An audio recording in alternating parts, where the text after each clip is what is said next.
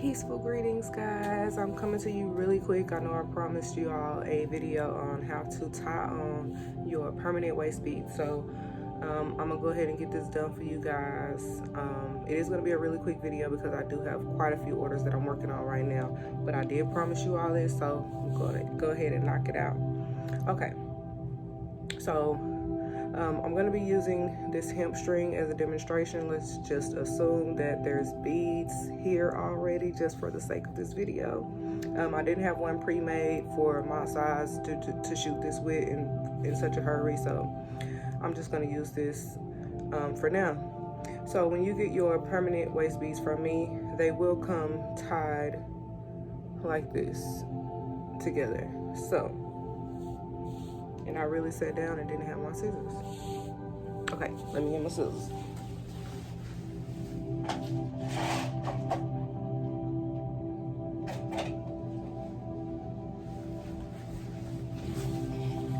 Okay, yeah.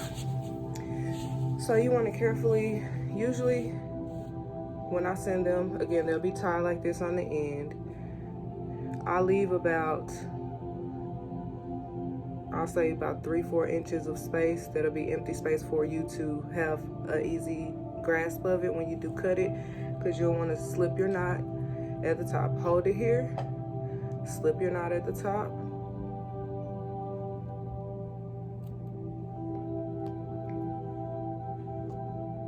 and you're going to carefully make sure you have your string secured in your fingers. Okay, this is where you have to be extra careful or you will lose your beads. Both strings, one hand. Take it around the back, separate it,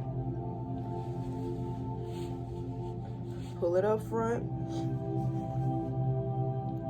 and you're gonna wanna get it as tight as you can according to the way you measured and where you measured. And you're simply going to tie a knot in your string. Like so. And you'll do that. I usually leave enough room to where you should be able to tie a good 3-4 knots. Me, for some reason, I like to do about 5. Tie you a few good knots in there, and then snip your remaining string, and there you have it.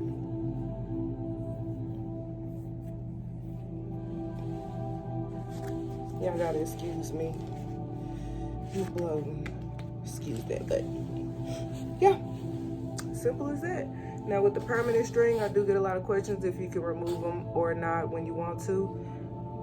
The only way to remove these babies, cut them off. So if you're looking to track your weight using waist beads, I will recommend really either one, removable or permanent, because even with the removable option, you're able to track your your waistline gain or losses based on how your waist beads rise or fall. Same thing with the permanent ones. That time of the month come, get a little bloated, they're gonna be a little tight. Give it about a week, waistline shrinks a little bit, they're gonna drop. So this is how you are able to track your weight with your waist beads. Alrighty.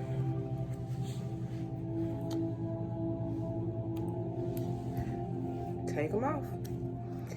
All right, I told you guys this was going to be really quick. I hope this was helpful. I will definitely shoot another one. I just wanted to hurry up and get you guys a demo just in case some of you were wondering and were pending your orders based on how to tie them on. So if you have any questions, drop them down below in the comments. Other than that, y'all be blessed, stay safe, protect your order.